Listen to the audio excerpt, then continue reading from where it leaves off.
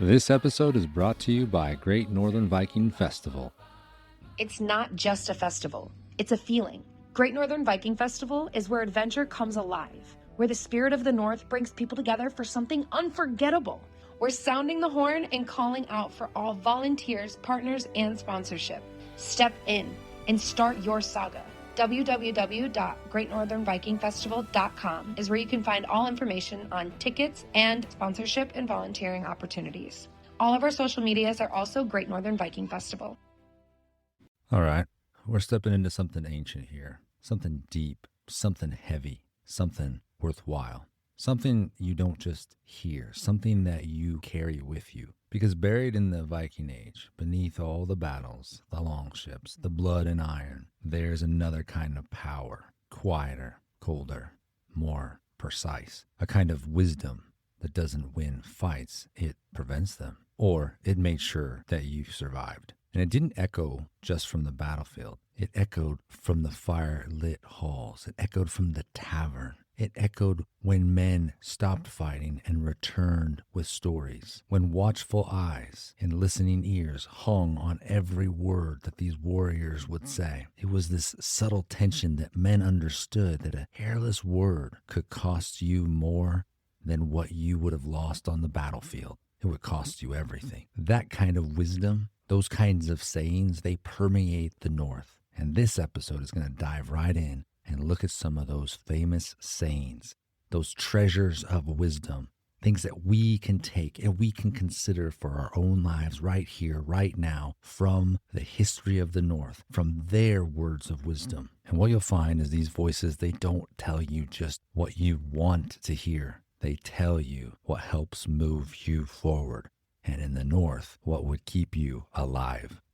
Odin is the one that is attributed with saying at least part of what we're going to discover today. This is not Odin the war god, not Odin the storm breaker. This is Odin the seeker, the wanderer, the one who comes to Midgard and interacts and walks among the people, seeking to guide, seeking to learn, looking for wisdom. But here it is, in written form. He paid a high price for this wisdom. He gave his eye. He gave it at Mimir's well. He didn't give his eye for magic. He didn't give it for glory or more power, but he gave it for wisdom. Because Odin knew something most people never learn. Power without wisdom, short-lived. And what he brought back from that, it wasn't comfort. He had lost a great deal going to that well, but he brought back inspiration. In the words of wisdom recorded for us.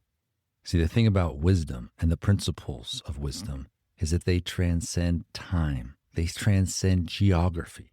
Why? Because they're rooted in what is true. And truth, whether you like it or not, is universal. The truth that we're talking about was preserved in a manuscript known as the Codex Regius, where we find one of the most important sections of Norse wisdom literature, the Hávamál. It means the sayings of the High One. Again, this means it was attributed to Odin. And that title alone, though, it should make you pause, because this isn't the advice from a king or from a warrior who's seen many battles and knows the principles it takes to win. This is wisdom attributed to a God who sacrificed for knowledge and who chose to pass it on, not to hide it. But here's where things get interesting. The Hávamál isn't written like a story. There's no action, there's no hero arc, there's no final battle, there are no cliffhangers. Instead, it reads like fragments, almost like what you would find in the book of Proverbs in the Bible. They are observations, they're warnings, they're principles, and we can take them and we can apply them to our lives and be better for it. Think of it like you're overhearing the distilled thoughts of someone who has seen too much, who knows too much, and has learned what actually matters. And today we're not going to read large sections. We're going to cover 5 specific topics. And there are more. And so if you want to go, you can read them now. You can find the Hávamál available for you to explore and to read on your own. But we're going to unpack 5 key principles that we find. Now, most people read the Hávamál like it's poetry. They admire it, they quote it, and then they move on. But that misses the point, because it wasn't written to be admired. It was written to be used. Think about it. Trust. Blind trust can be fatal. Speech can provoke violence. Alliances often determine survival, and reputation followed you further than any ship. This wasn't just philosophy. This was strategy for life. And if you listen closely, you'll start to notice something. This isn't just ancient wisdom. It's extremely relevant because truth supersedes and crosses cultures, boundaries, time, age. It just keeps going. That's why even the book of Proverbs in the Bible continues to be relevant today. Most people think that books like the Bible or the Codex Regius, that they're outdated. Give it a chance, give it a read, and see that some of those same principles they apply today. The reason why it's relevant, the reason why those bullet points that we mentioned are still relevant is because people tend to say more than they should. They do tend to trust blindly. And oftentimes, people burn bridges that they should have left intact because allies are important, because friendships are important, because relationships matter.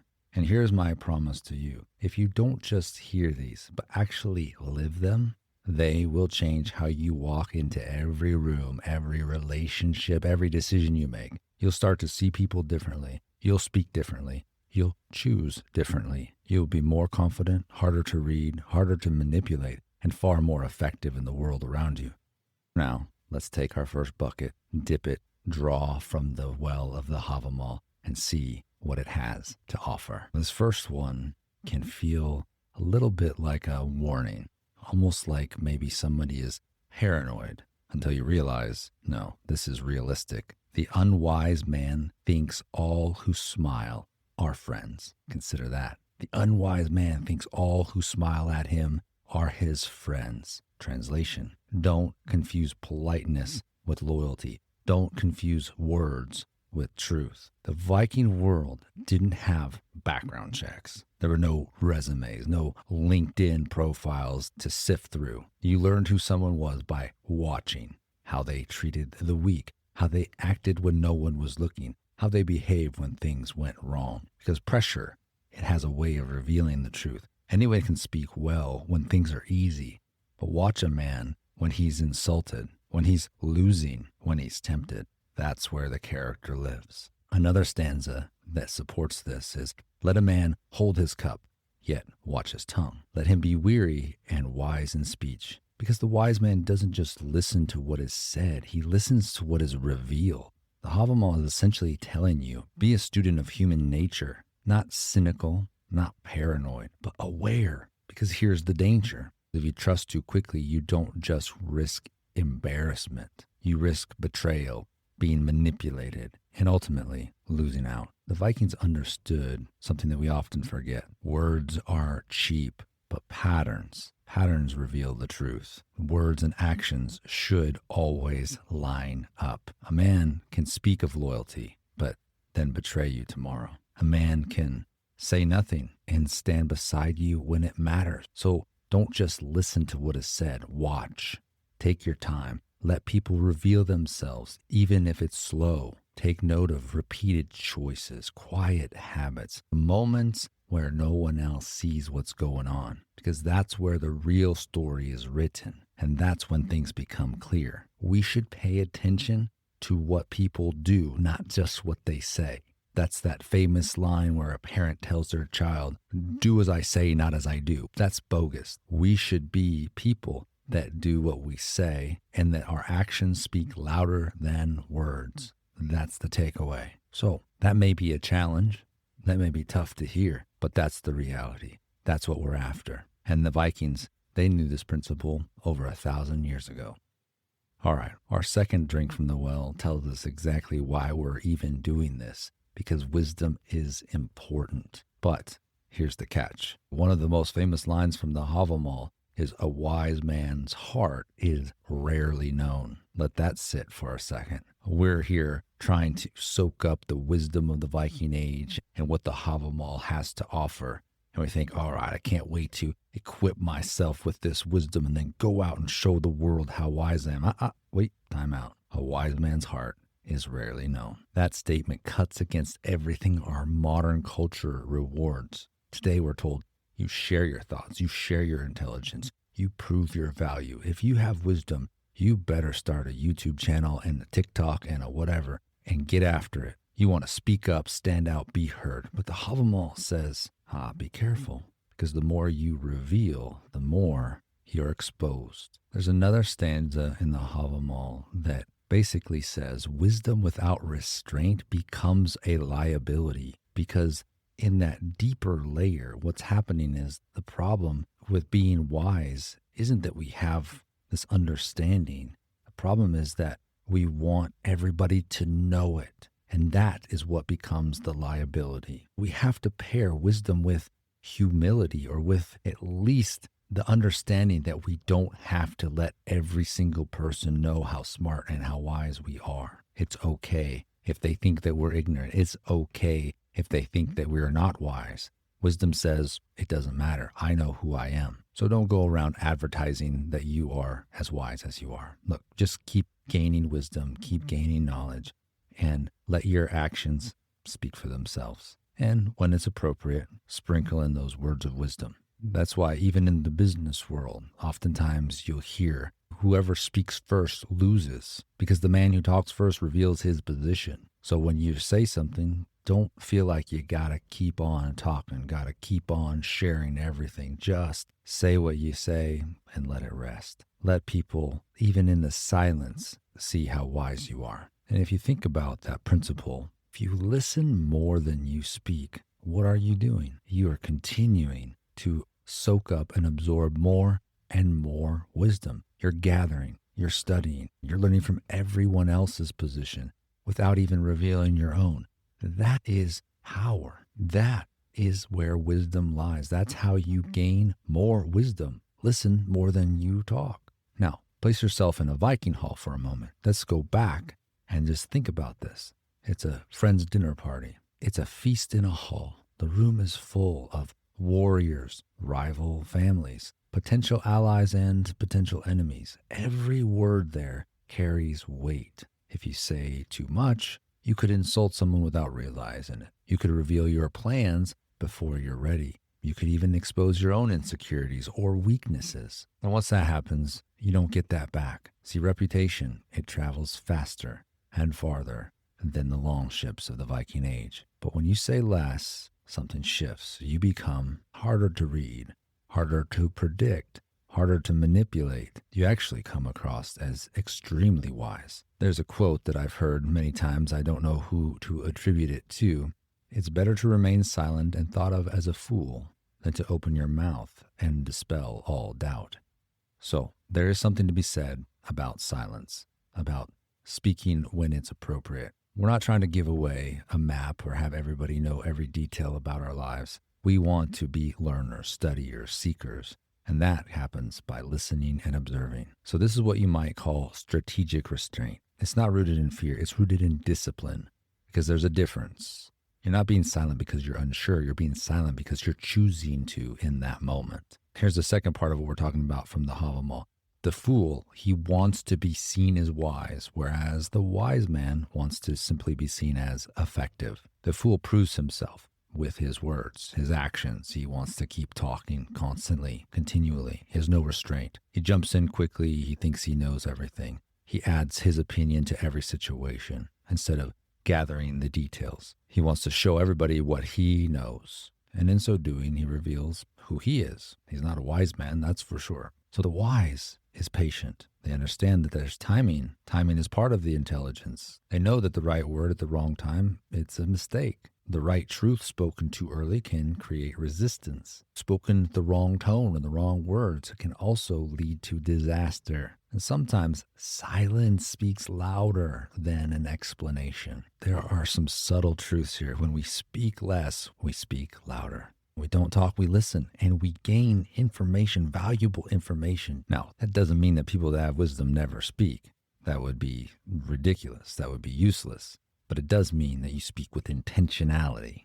When you speak, it's clear, it's measured, it carries weight. Like you've gone through and you've debated your own words before you've said them. So you know that they are going to stick, that they're going to stand. And it's okay when somebody has a better idea to recognize and say, hey, that's a good idea. There's no threat in that. You're just acknowledging and saying, hey, you bring something to the table worth value. And there's wisdom in that too. So by being restrained and talking only when it matters, then so just think of the sagas and the example that we have of Odin's stories, how he's portrayed by the Norse, the one that paid for wisdom with his eye at Mimir's well. He didn't go around boasting about his wisdom. He didn't walk into rooms proving his intelligence. He continued to gather knowledge, and he did it relatively quiet. So it's simple. Once you speak, what you say belongs to the world, but while it goes unspoken, it still belongs to you. So just make sure you watch, you listen, you measure the moment, and when you finally speak, you make sure it lands with the weight of wisdom, and then people will take note.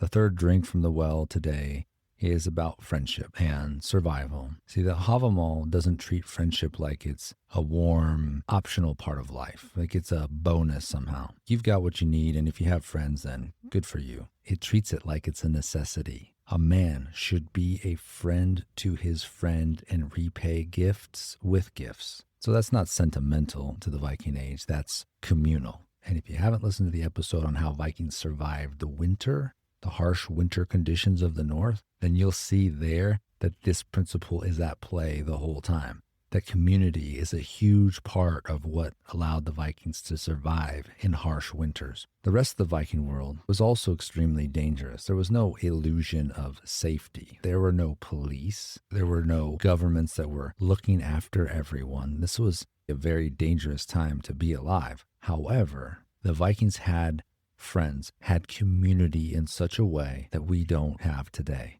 Now, we have the governments, we have the big government, we have the forces that try to keep us all safe and protected. They did not.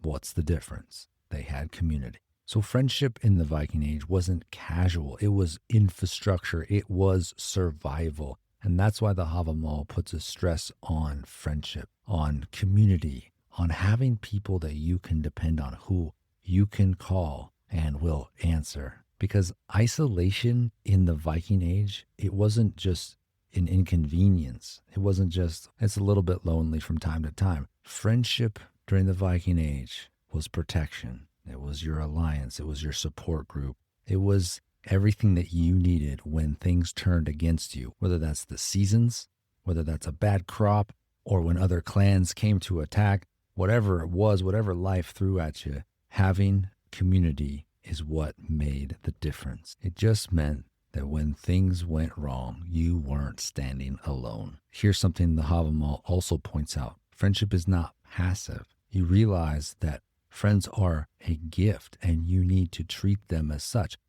We'll just sum it up in modern language. If you want to have friends, then be friendly. This doesn't have to be perfect. Nobody's looking for a perfect friend, but they are looking for consistency. And they are looking for somebody who will listen and who will do what they say. Consistency over time is what creates those deep friendships. So here are some practical actions you can take that the Hávamál emphasizes. Visit your friends, exchange gifts, stay connected. Pretty simple. We can do that. And these things written in the Hávamál, they're not symbolic. They're not just a fancy way of saying something. This is survival in poetry form. They are reinforcing the bonds that matter. There's a lot more that the Hávamál would have to say about friendship, but for sake of time, we'll continue on, and I'll just leave you with this, that what the Hávamál is saying about friendship is not just poetic, and it's not abstract. It's very actionable. Show up, give a little, stay connected,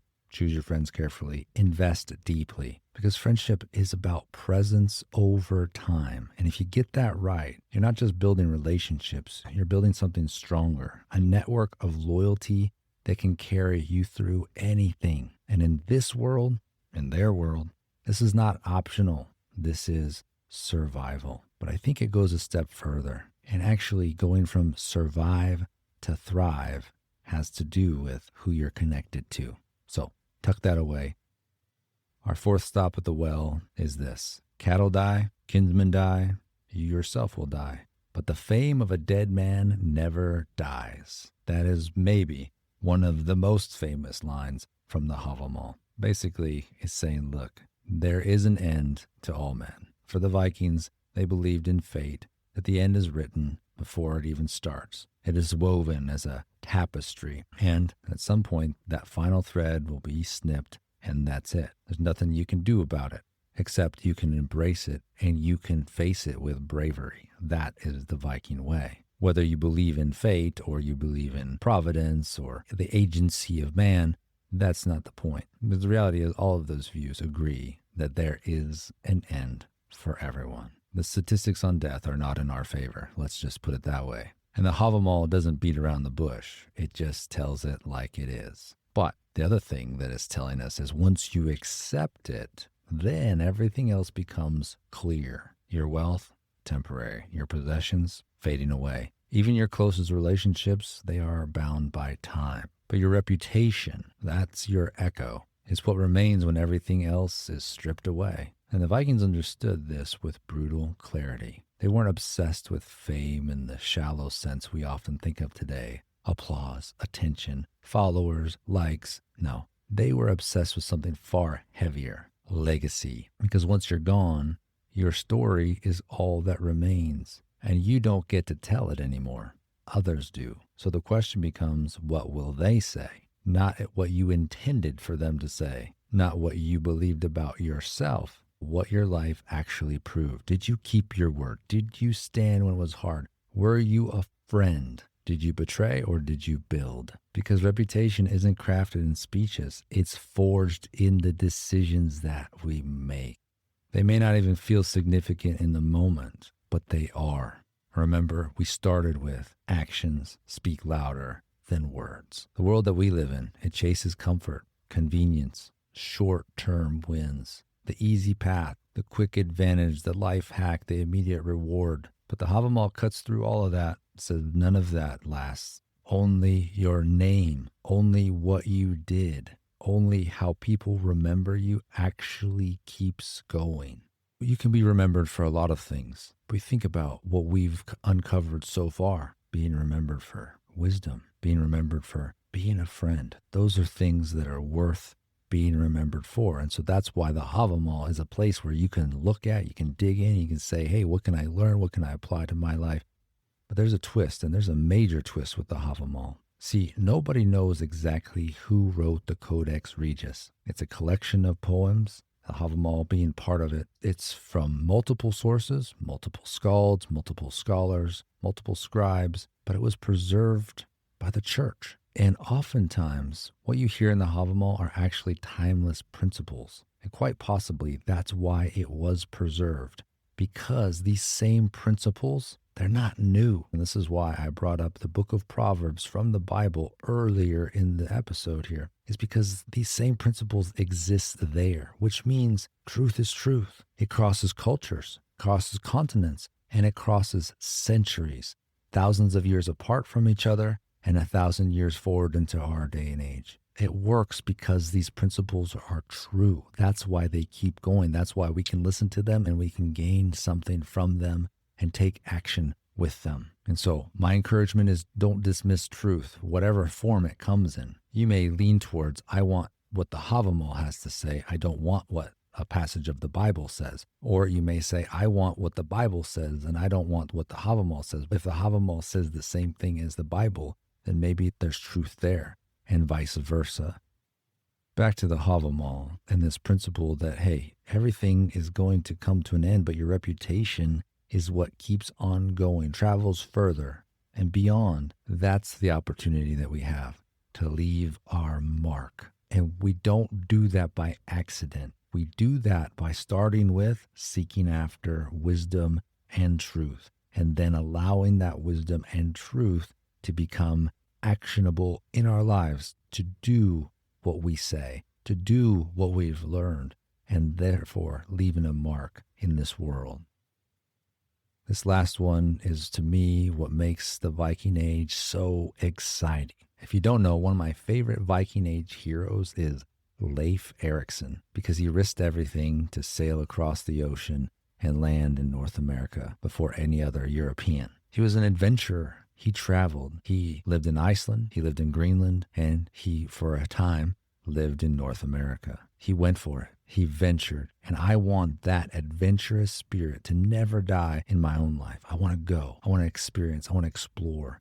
Whether that's going to another country, another continent, or just taking a step and venturing into the world of podcasting and seeing where that goes. What an amazing journey so far, but we're still going. And so the Hávamál says, the traveled man knows what spirit governs man. The Vikings, they weren't just raiders. They were explorers, sailors of the open water. They walked foreign roads. They heard many, countless foreign languages, and they discovered something that if you travel, you will uncover too. That the more of the world that you see, the more you want to see. In other words, the Hávamál is teaching that a man who moves is a man who learns. Not just facts, not just geography, but people, patterns. He sees that people are people everywhere you go. There's so many similarities, and then there's so many things that are so unique. As I've traveled in various parts of the world,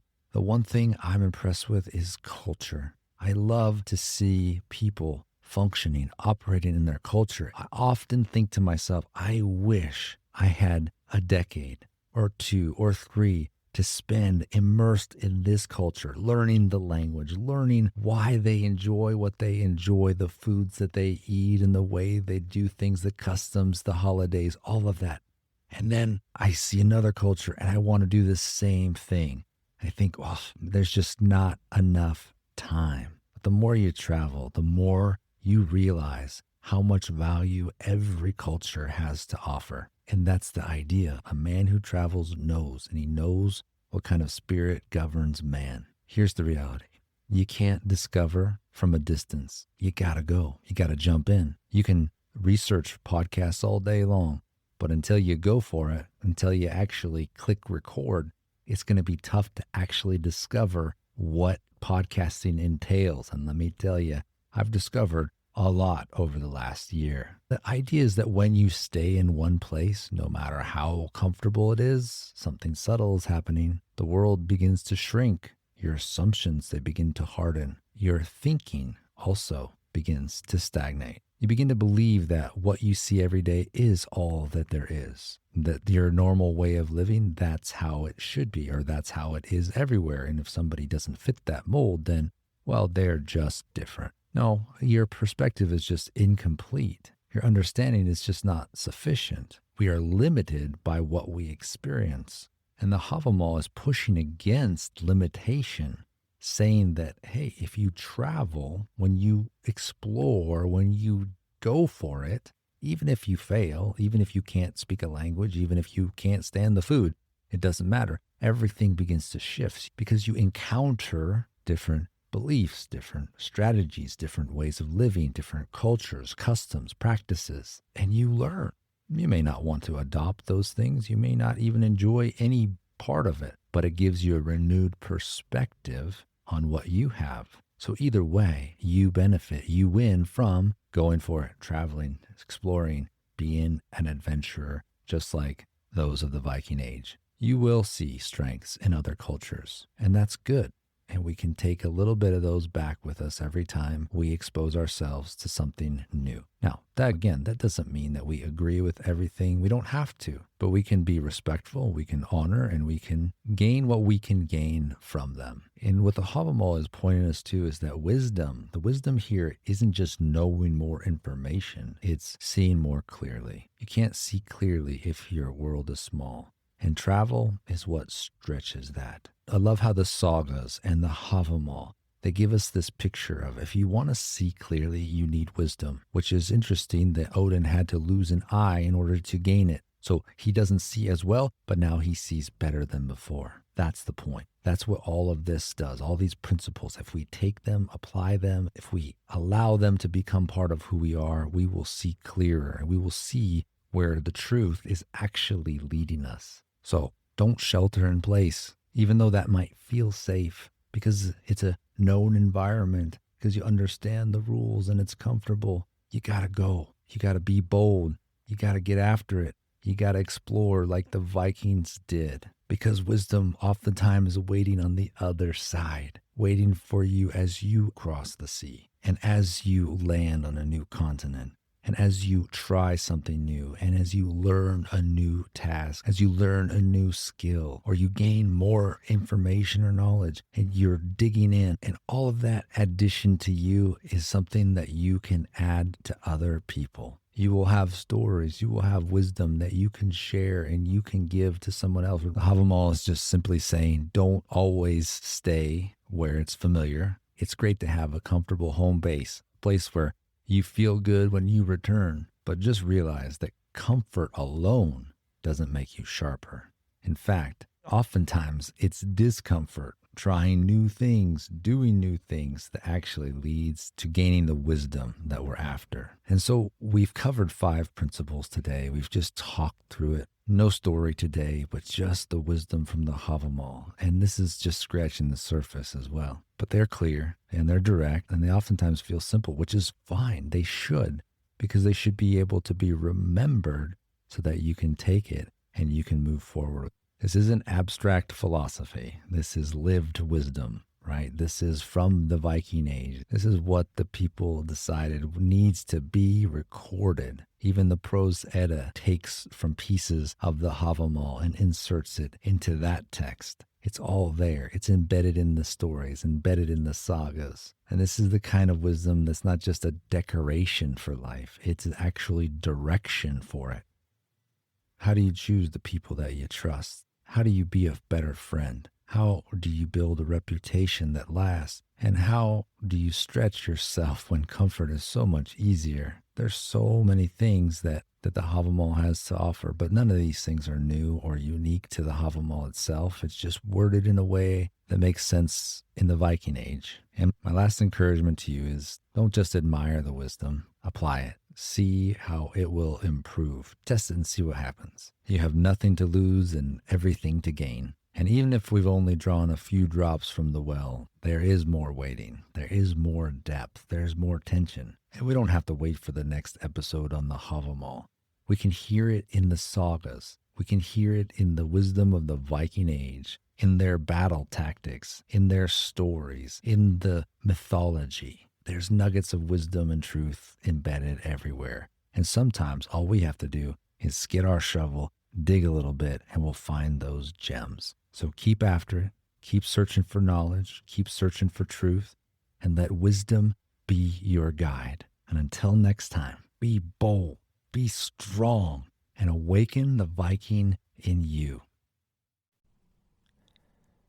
Thank you for listening to this episode, and make sure you check out Great Northern Viking Festival for an opportunity to bring your own saga to life. You can find them on all major social media platforms or at greatnorthernvikingfestival.com.